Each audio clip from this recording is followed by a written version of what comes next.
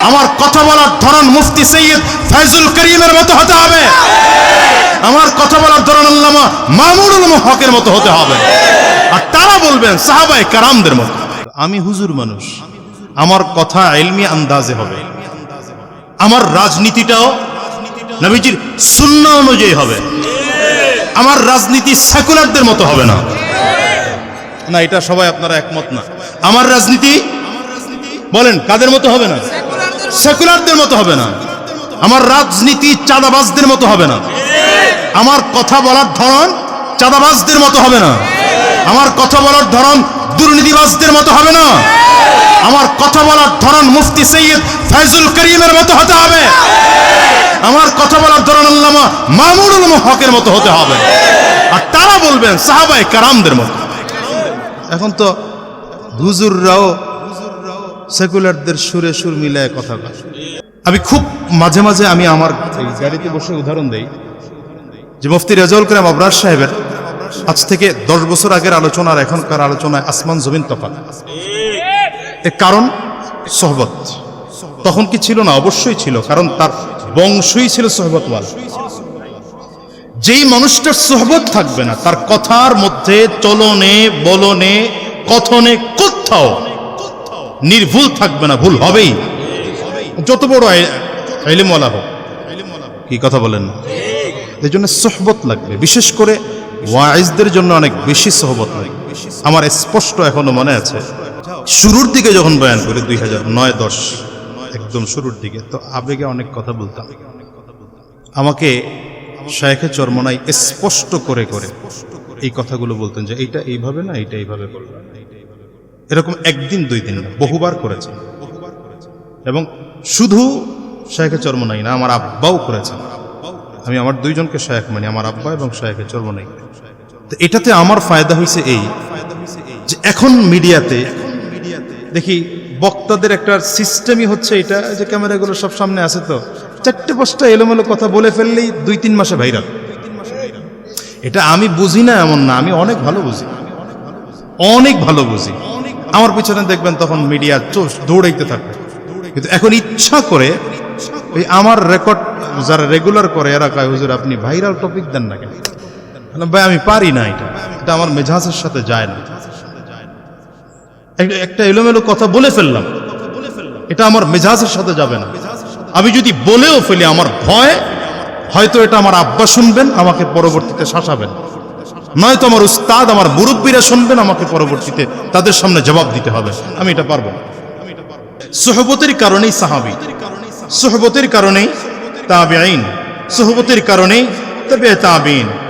সোহবত নবী নাই তো সাহাবী, সাহাবী নাই তো তাবিঈন, তাবিঈন নাই তো তাবে তাবিঈন, তাবে তাবিঈন নাই তো আইম্মে মুজতাহিদিন, তারা নাই তো উলামায়ে মুতাকাদ্দিমিন, তা নাই তো উলামায়ে মুতাআখিরিন, নাই তো এরা। ধীরে ধীরে ধীরে ধীরে মানুষগুলো সব বিদায় হয়ে গেছে। তো এই যুগেও সহি দ্বীনের রাস্তায় চলার কিছু হাক্কানি আলেম বলেন না কেন আছে। যদিও একদল বারবার রশি ছিঁড়ে ফেলে, এরা বারবার করে উল্টা ফতুয়া লাগায়। এক ক্ষেতে গিয়ে আরেক জিনিস চাষ করে। বুঝেন নাই কথা? মাদ্রাসা এখানে হলো ইলম, এই কিতাব পড়ানো হবে। এখন এখানে এরা যদি স্কুল কলেজ ইউনিভার্সিটির পড়াই চলবে? এটা বুঝতে হবে। এগোর আখের আঞ্জাম কি হবেন তারা জানেন, তাদের আল্লাহ জানেন, আমরা জানি না। যা হোক, এগুলো সোহবত না থাকার কারণে আমাদের দেশে এখন আকাবির নাই, সব একাবির হয়ে গেছে। একাবির বুঝেন নাই? রাগ করেন নাম না বলে, আমি কয়ালাই কিছু আমি কইতে পারি, আমার আবার টুকটাক কয়ালাই। আমি এদেশে আকাবির নেই, সব একা একাবির। আমি নিজে বীর ঘোষণা করতেছি, আমি বিশ্বাস দেখছি, কই স্বপ্নে পাইছি।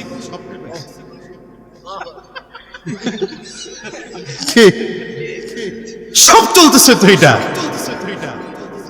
আপনি দেখবেন ঘটনা হচ্ছে এমন, কারো সিলসিলা নাই, উস্তাদের সাথে সম্পৃক্ততা নাই, তাজকিয়ার লাইনে মেহনত নাই, এক একজন বিশাল বড় বড় দিনের দায়ী হয়ে বসে রয়েছি, বিশাল বড় রাজনীতিবিদ হয়ে বসে রয়েছি, নিজেও গোমরা হইতেছি, জাতিকেও গোমরা বানাইতেছি। সুহবতে আহলুল্লাহ। কোন মানুষ দামি হতে পারে না সোহবত ছাড়া। কাদের সোহবত লাগবে? আহলুল্লাহদের সোহবত লাগবে। আপনি যত বেশি আহলুল্লাহদের সোহবত অর্জন করবেন, ওলামায়ে কারামদের কাছাকাছি থাকবেন, আপনার দাম তত বাড়বে। দেখেন সাহাবি কেন হলো বলতে পারেন কেউ? সাহাবি কেন হলো? সাহাবায়ে কারামও যেই কোরআন পড়েছেন, আমরাও তো একই কোরআন পড়ি নাকি? না কোনো ব্যবধান আছে? সাহাবায়ে কেরামদের যুগে আয়াত অনেক বেশি ছিল, আমাদের যুগে এসে আয়াত অনেক নষ্ট হয়ে গেছে, এমন তো না। সাহাবায়ে কেরামদের যুগে যতগুলো হাদিস ছিল এখনো হাদিস তাই আছে। তো শুধুমাত্র কোরআন আর হাদিস পড়ার কারণেই সাহাবায়ে কেরাম হয়েছেন, ব্যাপারটা এমন না। সাহাবায়ে কেরামদের কাছে যে কোরআন ছিল আমাদের কাছে একই কোরআন, সাহাবায়ে কেরামদের কাছে যে সুন্নাহ হাদিস ছিল আমাদের কাছে সেই একই হাদিস। কিন্তু সাহাবী হওয়ার কারণ হলো তারা নবীর সোহবতে ছিল। কারণ সাহাবী কাদেরকে বলে? যারা ঈমানি হালাতে নবীজিকে দেখেছে, যারা ঈমানি হালাতে নবীজিকে। শুধু এটা না, সাথে আরেকটা শর্ত লাগানো হয়, যারা ঈমানি হালাতে ইন্তেকাল করছে, নবীজিকে ঈমানি হালাতে দেখছেন, এবং এরাই হলো সাহাবী। তাহলে বোঝা গেল সুহবতের অনেক বিশাল দাম, ঠিক না? নবী আলাইহিস সালাতু ওয়াস সালাম তাদের ব্যাপারে স্পষ্ট করে বলেছেন, খায়রুল কুরুনি কারনি, এই যুগটাকে শ্রেষ্ঠ যুগ বলেছেন নবীজি। এরপরে নবীজি নাই, তো নবীকে দেখার আর সুযোগ নেই, সাহাবী হওয়ার সুযোগ নেই। এখন কাকে দেখব? সাহাবী দেখব। এখন দেখার সুযোগ কাদের? যারা সাহাবীদেরকে ঈমানে হালাতে দেখছেন এবং ঈমানে হালাতে ইন্তেকাল করছেন, তাদেরকে কি বলে? তাবেঈন। কি বলে? সোহবতের দাম কি? আচ্ছা, সাহাবীরাও আস্তে আস্তে আস্তে আস্তে করে বিদায় হয়ে গেলেন। এখন গোটা পৃথিবীতে আছেই তাবেঈন। কারা আছেন? তাবেঈনদেরকে যারা ঈমানে হালাতে দেখছেন তাদেরকে কি বলে? তাবেঈন। এখন এই তিন গ্রুপের ব্যাপারে নবীজির ঘোষণা, খায়রুল কুরুনি কারনি সুম্মাল্লাযীনা ইয়ালুনাহুম সুম্মাল্লাযীনা ইয়ালুনাহুম। মানে সর্বোচ্চ ব্যক্তিত্ব হলেন, মর্যাদা সম্পন্ন ব্যক্তিত্ব হলেন সাহাবায়ে কেরাম, এরপরের মর্যাদা সম্পন্ন ব্যক্তিত্ব তাবেঈন, এরপরের মর্যাদা সম্পন্ন ব্যক্তিত্ব তাবেঈন। তো এই সুহবত, প্রত্যেকটা মানুষের আক্ষরিক জ্ঞান হয়তো কিতাবাদি পড়ে পড়া যায়, কিন্তু ইলমের নূর যদি পাইতে হয়, আল ইলমু নূরুন, আক্ষরিক যেটা আমরা শিখতেছি এটা ইলম না। ইলম হচ্ছে সেটা যার মাধ্যমে আপনি নিজে ইস্তেফাদা অর্জন করতে পারবেন, জাতিকেও উপকৃত করতে পারবেন, সেটা হচ্ছে ইলম। আমাদের দেশে অনেকের ইলম আছে, কিন্তু সেই ইলম দেখবেন স্টেজে বসলে এমন এলোমেলো কথা বের হয় যে পুরো মিডিয়া এলাকা নষ্ট হয়ে যাচ্ছে। কি কথা বলেন? তারাও কথা বলে, আমাদের মুফতি রেজাউল করিম আবরার সাহেবও কথা বলে। আচ্ছা, দুইজনের কথার মাত্রা কি এক না ব্যবধান আছে? কিছু ওয়াইজের জবান থেকেও ওই নায়ক নায়িকা কে কত বেশি সুন্দরী এটাও বেরোয়। কথা বলেন না? এই প্রতি কিছুদিন পর পরে শুনি এই ঝামেলা, ওনার এই ঝামেলা, এই ঝামেলা, কোথার 80 সন 90 সন, এসব ইতিহাস চলে আসে। এগুলোর মূল কারণ কোথায়? মূল কারণ হচ্ছে সোহবত। মূল কারণ আপনি খুঁজে দেখেন। আমি খুব মাঝে মাঝে আমি আমার গাড়িতে বসে উদাহরণ দেই যে মুফতি রেজাউল করিম আবরার সাহেবের আজ থেকে 10 বছর আগের আলোচনা আর এখনকার আলোচনায় আসমান জমিন তফাৎ। এর কারণ সোহবত। তখন কি ছিল না? অবশ্যই ছিল, কারণ তার বংশই ছিল সোহবতওয়ালা। যেই মানুষটার সোহবত থাকবে না, তার কথার মধ্যে, চলনে, বলনে, কথনে কোথাও নির্ভুল থাকবে না, ভুল হবেই, যত বড় ইলমওয়ালা হোক। কি কথা বলেন? এই জন্য সোহবত লাগবে, বিশেষ করে ওয়াইজদের জন্য অনেক বেশি সোহবত লাগবে। আমার স্পষ্ট এখনো মনে আছে, যখন বয়ানের লাইনে প্রথম নামি, ওই যে বলছেন তো আমি মুরব্বী, আসলে বয়সে মুরব্বী। ওই যে মুফতি সাঈদ আহমদ সাহেব বলছেন না, হযরত ইবনে আব্বাস রাদিয়াল্লাহু আনহুকে জিজ্ঞাসা করেছিলেন যে আপনি বড় না নবী বড়? হযরত আব্বাস রাদিয়াল্লাহু আনহু বলেন, আনা আসান্নু মিনহু ওয়া হুয়া আ'লামু মিন্নি। তো আমি তার থেকে বয়সে বড়। কিন্তু জ্ঞানে তো আল্লাহ। এই যে আমি এখন কথা বলতে ভয় পাই, একজনে ইলমে বড় আর একজনে সেলিব্রিটি, আমি তো হইলাম সব থেকে ছাত্রবাত্রা আর কি, গ্রামের একজন পাবলিকের সাথে চলা চাষা ভুষার সাথে আইসা বসছি। যাও শুরুর দিকে যখন বয়ান করি 2009-10 একদম শুরুর দিকে, তো আবেগে অনেক কথা বলতাম। আমাকে শায়েখে চরমনাই স্পষ্ট করে করে এই কথাগুলো বলতেন যে এইটা এইভাবে না, এইটা এইভাবে বলবে। এরকম একদিন দুই দিন না, বহুবার করেছেন। এবং শুধু শায়েখে চরমনাই না, আমার আব্বাও করেছেন। আমি আমার দুইজনকে শায়েখ মানি, আমার আব্বা এবং শায়েখে চরমনাই। তো এটাতে আমার ফায়দা হয়েছে এই যে এখন মিডিয়াতে দেখি বক্তাদের একটা সিস্টেমই হচ্ছে এটা যে ক্যামেরাগুলো সব সামনে আছে, তো 4-5টা এলোমেলো কথা বলে ফেললেই 2-3 মাসে ভাইরাল। এটা আমি বুঝি না এমন না, আমি অনেক ভালো বুঝি, অনেক ভালো বুঝি। আমার পিছনে দেখবেন তখন মিডিয়া দৌড়াইতে থাকবে, কিন্তু এখন ইচ্ছা করে ওই আমার রেকর্ড যারা রেগুলার করে এরা কয় হুজুর আপনি ভাইরাল টপিক দেন না কেন? ভাই আমি পারি না, এটা আমার মেজাজের সাথে যায় না। একটা এলোমেলো কথা বলে ফেললাম, এটা আমার মেজাজের সাথে যাবে না।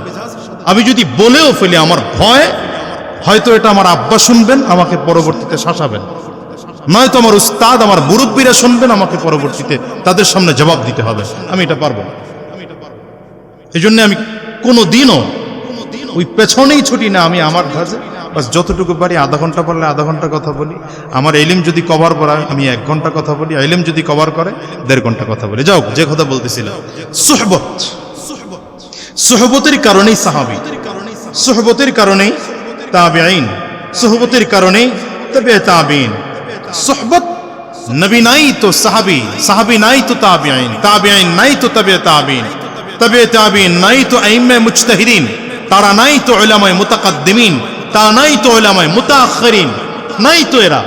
ধীরে ধীরে ধীরে ধীরে মানুষগুলো সব বিদায় হয়ে গেছে।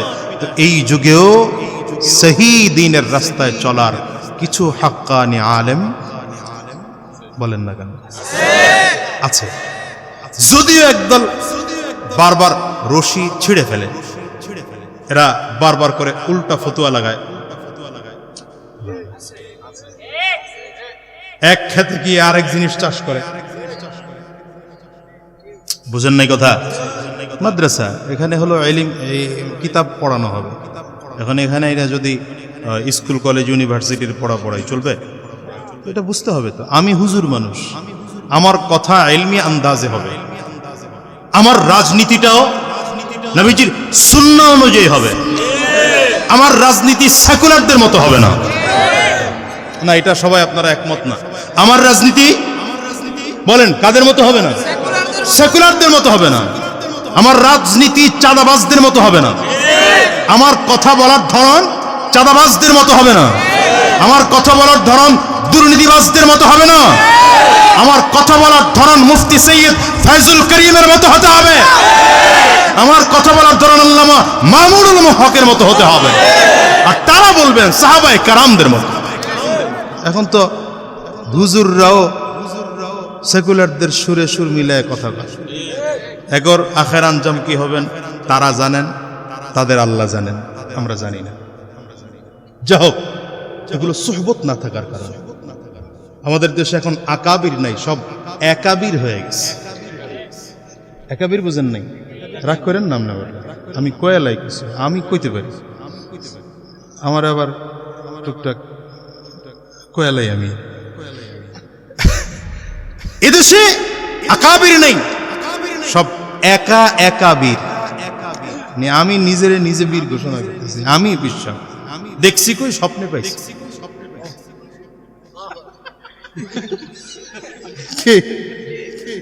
সব চলতেছে তো এটা। আপনি দেখবেন ঘটনা হচ্ছে এমন, কারো সিলসিলা নাই, উস্তাদের সাথে সম্পৃক্ততা নাই, তাজকিয়ার লাইনে মেহনত নাই।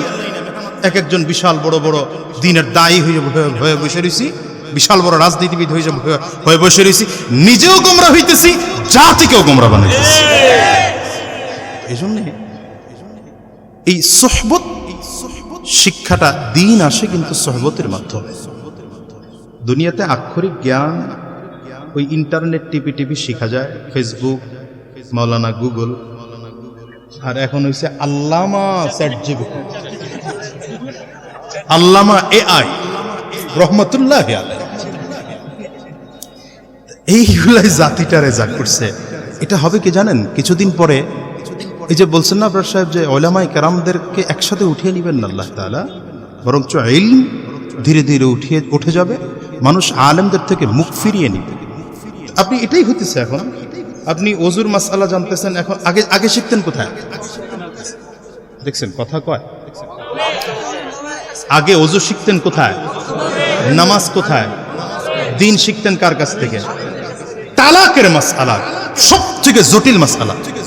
আমার উস্তাদ মুফতি কামালউদ্দিন আহমদ রাশিদি সাহেব ইফতাদার কাছে পড়েছি, এই যে আমাদের তকি উসমানী সাহেব হুজুরের অত্যন্ত মুহাব্বতের ছাত্র, এবং তিনি দারুল উলুম করাচির মুআইনি মুফতি ছিলেন নাকি? হ্যাঁ, হযরত শুরুতে একদম শুরুর ক্লাস 3 দিন, প্রথমের 3টা ক্লাস আমাদেরকে বলেছেন, যত বড় আলেম হও, যত বড় মুফতি হও, সাবধান, কখনোই তালাকের ফতোয়া সরাসরি দিতে যাবা না, লিখিত ছাড়া দিতে যাবা না। এখন চ্যাটজিপিটির কাছ থেকে তালাক জিজ্ঞাসা করে, সে তালাকের সমাধান দিয়ে দিচ্ছে। হ্যাঁ, 50 বার তালাক দিয়ে দিচ্ছে স্যার, 50। একজন লোকই পরিষদেই, বিশেষ করে আমার চেয়ারম্যান হওয়ার কারণে এই অভিজ্ঞতাটা অনেক বেশি হইতেছে। সে তালাক দিয়া অলরেডি তার বউরে আবার ঘরে ফেরত আইনা আমার কাছে বৈধতার লাইসেন্স চাইতে আসছে। মানে সে মাসআলা তার ক্লিয়ার, আমার কাছ থেকে আমি হ্যাঁ বইলা দেবো, আমি যেন জায়েজ বইলা দেয় এইটা স্বীকৃতি নিতে আমার কাছে আসছে।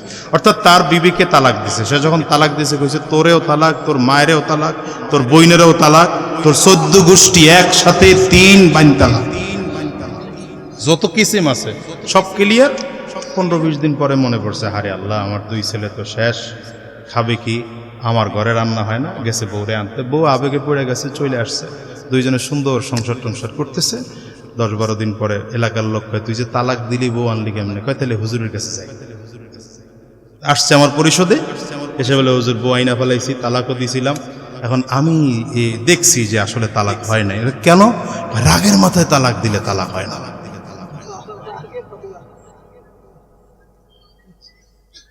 এটা বাদ দেন, উলামায়ে কেরামদের থেকে কই গজল না কই?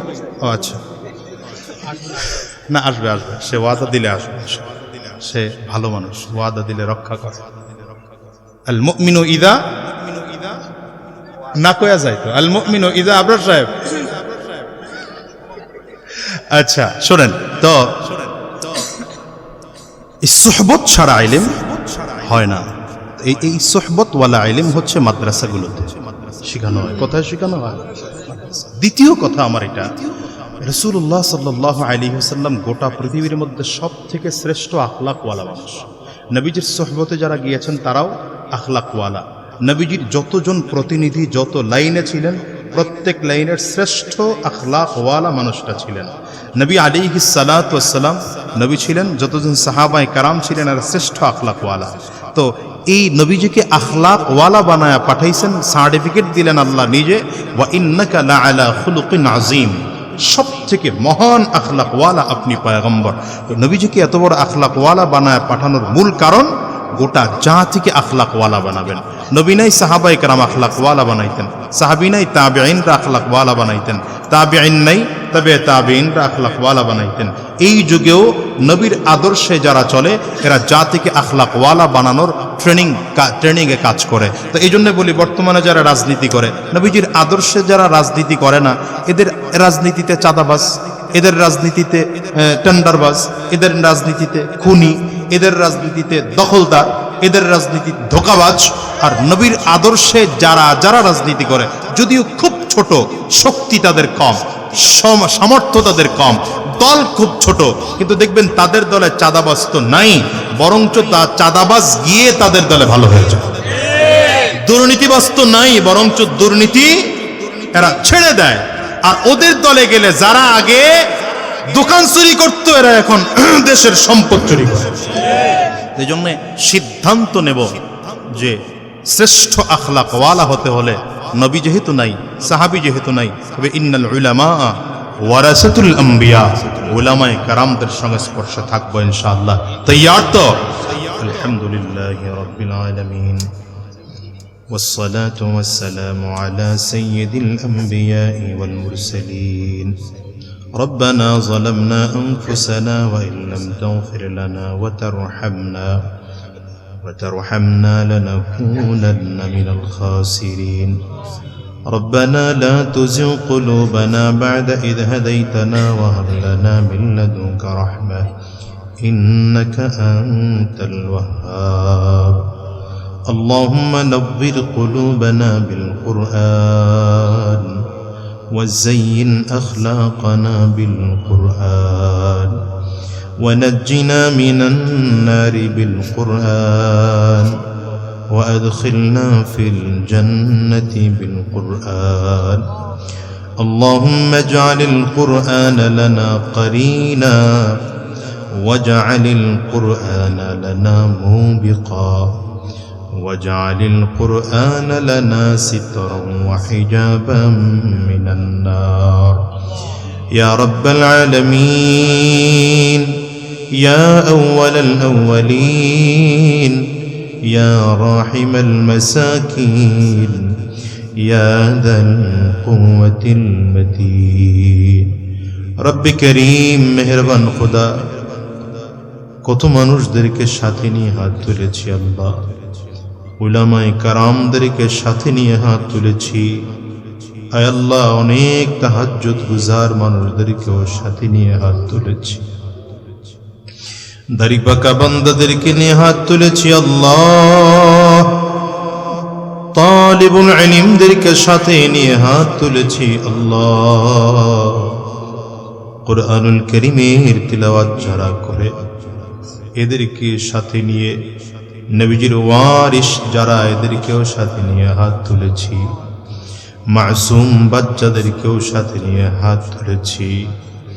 আল্লাহ, গুনাহগারের দিকে তাকাও না, যার হাত তোমার দরবারে পছন্দ হয় ওই হাতের ওসিলা করে জিন্দেগির গুনাহগুলো মাফ করে দাও আল্লাহ, জিন্দেগির গুনাহগুলো মাফ করে দাও।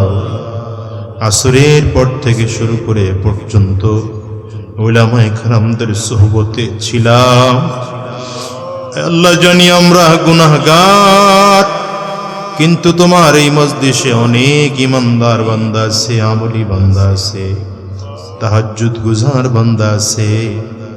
আয় আল্লাহ, আমাদের তাদের ওসিলা করে জিন্দেগির গুনাহ মাফ করে দাও। তোমার নবীর ইলমে নববী শিক্ষা দেওয়া হয় যে ঘরে, এমন এক ঘরের মধ্যে বসে আমরা হাত তুলেছি, হাতগুলো খালি ফিরিয়ে দিও না আল্লাহ। রব্বি কারীম, হাতগুলো কবুল করে নাও। তুমি উলামায়ে কেরামদের চেহারার দিকে তাকাও, উলামায়ে কেরামদের চেহারার দিকে কুদরতি নজর দিয়ে তাকাও, তাকে তুমি কুদরতি নজর দিয়ে দেখো, এদের চোখ দিয়ে পানিগুলো পড়ে। রব্বে করিম, দ্বীনি ইদারাগুলো কবুল হওয়ার জন্য অন্যতম শর্ত হচ্ছে চোখের পানি। তোমার এই গোলামেরা চোখের পানিগুলো ফেলে ফেলে কাঁদে মাদ্রাসা কবুল হওয়ার জন্য। আয় আল্লাহ, এই মাদ্রাসাকে তুমি কবুল আর মঞ্জুর করে নাও। এই মাদ্রাসাকে কবুল করে নাও। দ্বীনি ইদারার মাধ্যমে এলাকাগুলো আলোকিত হয়। দারুল উলুম মাদানী নগর মাদ্রাসার মাধ্যমে সেই এলাকা আবাদ হয়েছে। জামিয়াত ইব্রাহিমের মাদ্রাসার কারণে ওই পাশের এলাকা আবাদ হয়েছে। আল্লাহ, তুমি অন্তত জামিয়া কুব্বা দিয়ার মাধ্যমে এই এলাকাকেও আবাদ করে দাও। এটা দ্বীনের মার্কাজ হিসেবে কবুল করে নাও, দ্বীনের মার্কাজ হিসেবে কবুল করে নাও। আমাদের মুফতি আব্দুর রহমান কুব্বাদি সাহেব অত্যন্ত ইখলাসওয়ালা মানুষ, তাকওয়াবান মানুষ।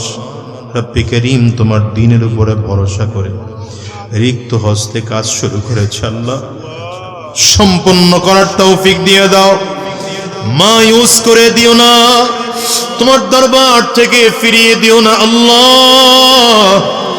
আমাদের চাওয়ায় অভাব থাকতে পারে, বলার মধ্যে ত্রুটি থাকতে পারে, তোমার খাজানায় তো দেওয়ার অভাব নাই, তোমার খাজানায় তো দেওয়ার অভাব নাই, তোমার খাজানায় তো দেওয়ার অভাব নাই।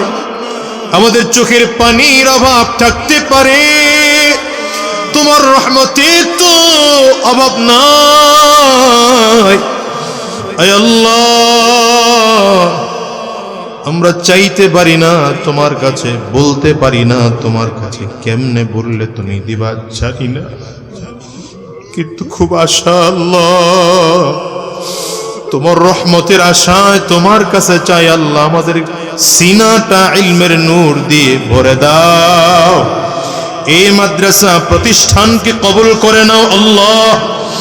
আল্লাহ চোখের পানির বদৌলতে মাদ্রাসাকে কবুল করে নাও, ইলমের খিদমতকে তুমি কবুল করে নাও, আসাতিজায়ে কেরামদেরকে কবুল করে নাও, তুলাবায়ে ইজামদেরকে কবুল করে নাও, মুহিব্বিন মুতাআল্লিকিনদেরকে কবুল করে নাও। আজকে যারা দান করেছেন, নগদ যারা দান করার ওয়াদা করেছেন, প্রত্যেককে তুমি কবুল আর মঞ্জুর করে নাও। যতগুলো এখানে সহি কথা হয়েছে আমল করার তৌফিক দিয়ে দাও, বেহুদা কথা থেকে আমাদেরকে বিরত থাকার তৌফিক দিয়ে দাও। আয় আল্লাহ, আমাদেরকে দ্বীনের জন্য কবুল করো, ইসলামের জন্য কবুল করো। আয় আল্লাহ, ইসলামের জন্য কবুল করো। আমরা যা চাইলাম তা দিয়ে দাও, যা চাইতে পারিনি কিন্তু আমাদের জন্য কল্যাণ, সেগুলো দিয়ে দাও আল্লাহ। যেগুলো আমাদের জন্য কল্যাণ সেগুলো আমাদেরকে দিয়ে দাও। দ্বীনের সকল কাজ দিলের চাহাত হিসাবে করার তৌফিক দিয়ে দাও, তোমার নবীজির মানসা অনুযায়ী করার তৌফিক দিয়ে দাও। সর্বশেষ উলামায়ে কেরামদেরকে এক ও না হওয়ার তৌফিক দিয়ে দাও। দেশটাকে ইসলামের দেশ বানায় দাও, এই দেশটাকে কোরআনের দেশ বানায় দাও, এই দেশটাকে ইসলামের দেশ বানিয়ে দাও আল্লাহ। উলামায়ে কেরামদেরকে কাঁধে কাঁধ মিলিয়ে হাতে হাত রেখে চলার তৌফিক দিয়ে দাও। আয় আল্লাহ, দ্বীনের জন্য কবুল করে নাও, ইসলামের জন্য কবুল করে নাও।